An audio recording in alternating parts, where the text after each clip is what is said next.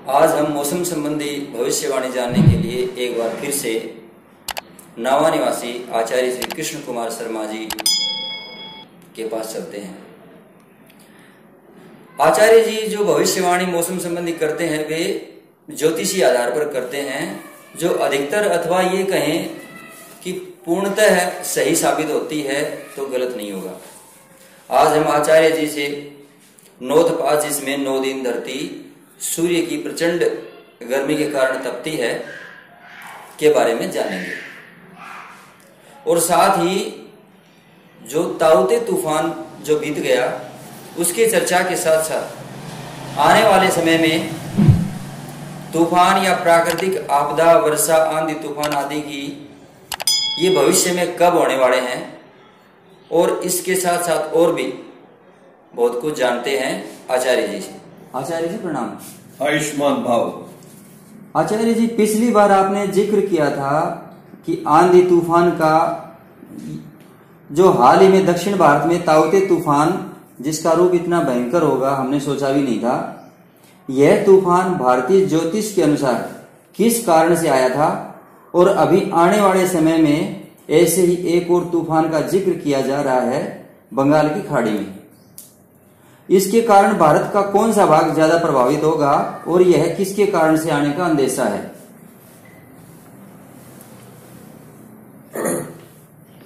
भारतीय ज्योतिष के अनुसार, काल गणना के अनुसार समय समय पर जल तत्व, वायु तत्व व ग्रीष्म को बढ़ाने वाले योग आकाश मंडल में बने रहते हैं, और इन्हीं का प्रभाव भूमंडल पर देखने को मिलता है।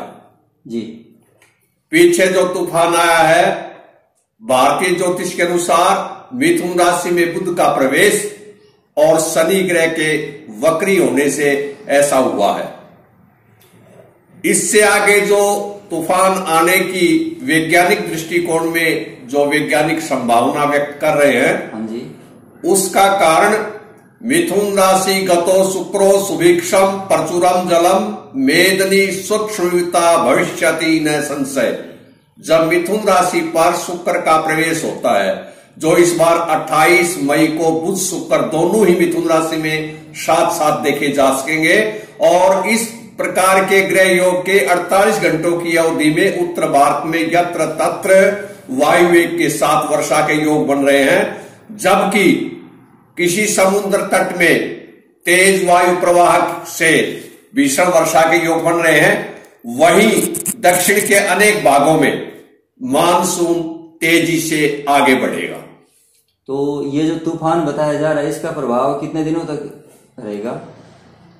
इस तूफान का प्रभाव वैसे तो 48 से 72 घंटे तक ही रहने की संभावना है, लेकिन बारिश का दौर रुक रुक कर चलेगा, और 10 जून के आसपास गुरुवारी अमावस्या को रोहिणी नक्षत्र का साथ होने से देश के विभिन्न हिस्सों में भारी बारिश होगी। यानी ये इस प्रकार का योग बनता है, तब भी इसकी 48 घंटों की अवधि का आंकलन माना गया है। जी, और पिछली बार आपने बताया था कि इस बार नौतपा कम तपने वाला है। ये नौतपा कब से लग रहा है, और क्या हर वर्ष इसका समय यही होता है?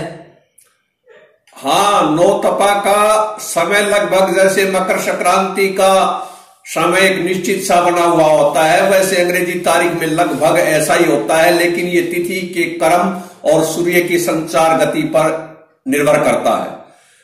तो पिछली बार नौतपा 24 मई की मध्य रात्रि से लगा था 2020 में, जबकि 2021 में नौतपा 25 मई को सुबह 8:11 से शुरू होगा, और सुबह 8:11 पे भगवान भास्कर रोहिणी नक्षत्र में प्रवेश करेंगे और उम्मस बढ़ेगी, और ये सूर्य की तपती को बढ़ाएंगे। ये नौतपा 9 दिन का होता है, लेकिन ध्यान रहे इस बार ये नौतपा ज्यादा नहीं तपेगा, ऐसा मैंने आपको पहले भी बताया था। जी, इस बार यह कम क्यों तपेगा, इसके बारे में थोड़ा सा बता दो। इस बार ये कम इसलिए तपेगा कि ग्रहों ने बदली अपनी चाल।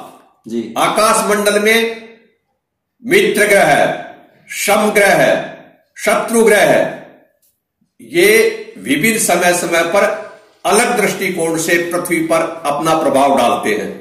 इस बार नौ तपा इसलिए ज्यादा नहीं तपेगा कि रोहिणी के सूर्य में प्रवेश करते ही नौ तपा शुरू हो जाएगा, सूर्य की तपती बढ़ेगी, गर्मी बढ़ेगी।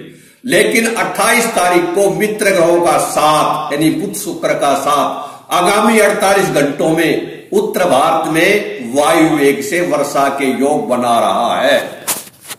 तो यूं कहें कि 25 से 28 तक नौ तपा जो है उसकी गर्मी रहने वाली है। उसके बाद इस बार नौ तपा ज्यादा नहीं तपेगा और गर्मी के तेवर ढीले रहेंगे जी। तो अंत में एक और भारतीय ज्योतिष के अनुसार इस बार मानसून कैसा रहने वाला है ये और बता दो। भारतीय ज्योतिष के अनुसार मानसून आपको पहले बताया था, फिर दोहरा रहा हूं जी। समुद्र तट पर रोहिणी का वास होने से देश के विभिन्न भागों में अच्छी वर्षा के योग। हाँ जी। इसके अलावा सम्मत की सवारी बैल होने से अच्छी बारिश जी। और भी कई इस तरह के अच्छे सुयोग बन रहे हैं जिनके कारण देश के विभिन्न भागों में मानसून सक्रिय रहेगा। इस बार बदरा जमकर बरसेंगे और भारतीय ज्योतिष के अनुसार तो मानसून सामान्य से अधिक बरसेगा। जी आचार्य जी, बहुत बहुत धन्यवाद।